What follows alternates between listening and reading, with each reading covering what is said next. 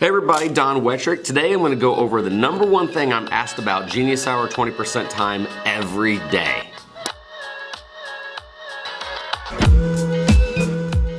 Okay, so a lot of times I'll get emails or calls saying, okay Don, I started my Genius Hour and it's going all right, and the hardest thing to do is find out their passion. I get that. But then after about a week or so, they'll say, how do you grade? How do you grade a Genius Hour project? Or how do you grade in an innovation class? And my answer is fairly simple. I hold them accountable to the goals they set. And I think this is a really important point because the number one thing I see that's wrong about some Genius Hours is that you just let them be and you just let them do whatever. And if you let somebody do whatever without a goal, nothing usually gets done. I mean, think about it. When we set New Year's resolutions for ourselves, if we don't have any kind of accountability benchmarks, it's never gonna happen. Matter of fact, we run out of passion before January is over. And Genius Hour is just about the same thing. It's kind of a New Year's resolution if you don't set any goals. So what I do is every time I have in my class, so we meet every other day, so it's a little bit different, but on Genius Hour, I will take it and do small chunks. So give them a 2-week goal or give them a month goal. Because if you say that you have the year to do this, it's not going to happen. So if you give them some sort of a short goal, then have them, one, write a proposal on what they're gonna do in that short time frame.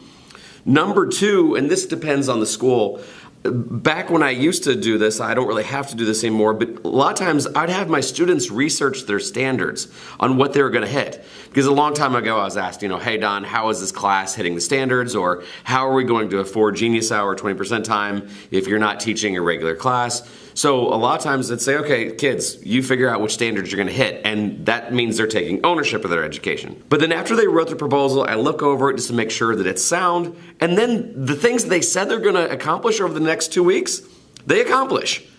And if they didn't accomplish it, I wanna know why. And I think one of the most important things we can do with our students is reflect on what they've done. So after 2 weeks, they'll say, hey, I did this and this and this, but I didn't do that. All right, why? And then also eliminate the fear of the students that I'm not going to grade you poorly on the fact that you didn't get something done if there is a roadblock that you said I encountered. Now, if they said, oh, I did some stuff and a thing, and I was gonna do some other things, then they're vague. And I think that leads me to the last point. I have them meet with me, and a lot of times we'll talk it out. Or better yet, because I've heard this other complaint, how much, I don't have that kind of time. I will form small group teams, and then they'll kind of self-report what they get done, and they become scrum masters in a sense, where the other students that will be listening to their progress, they'll be able to give feedback that I might not have time to do. Anywho, I've got a whole long training on this if you want to check it out. You can go to StartEdUpInnovation.com and you find it there. But most importantly, I think that, again, if they want to set it in small increments, have them write a proposal and list goals, and then do the things that you said you're going to do.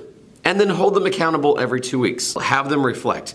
They will get more out of this life goal of setting goals than just about anything the project will teach them. It's one of my favorite things to do is how to grade. This one was a short one. Today in class we're going to be working more on their social media presence, where this year we're going to be taking more of a focus on LinkedIn because we've been told again and again that there's a little less noise there and it's for people that take business seriously. So, if you want to get a hold of me, Don at StartEdUpInnovation.com. Other than that, this is Don Wettrick reminding you that opportunities are everywhere. We'll see you.